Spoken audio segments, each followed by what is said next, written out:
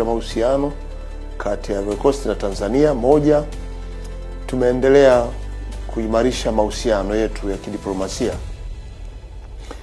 ambayo kwa muda mrefu tumekuwa nayo, na tunao balozi nchini Nigeria, lakini nchi hii ni kubwa na ina uchumi mkubwa na inaongoza kwa kilimo kwenye ukanda huu wa Afrika Magharibi, na hawa ni wakulima wazuri sana wa zao la kokoa.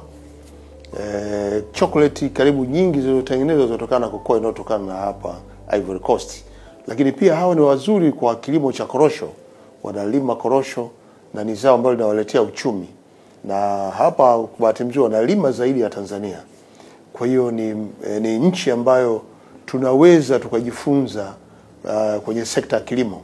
Kwa moja kati ya mazungumzo tulijikita pia kwenye masuala ya uchumi, na tukaona fursa iliyopo ya kilimo kwenye nchi hii, kwa sababu sisi pia Tanzania tunalima kokoa mkoani Mbeya kule wilaya ya Kyela, lakini pia na maeneo machache ambayo wanalima zao hili, na hapa wanalima kama zao lao kuu korosho, kama ambavyo tunalima ukanda wa Pwani kwa mikoa ya Mtwara, Lindi, lakini Ruvuma, Pwani na Tanga, na sasa tunalima pia na maeneo ya Singida na maeneo mengine.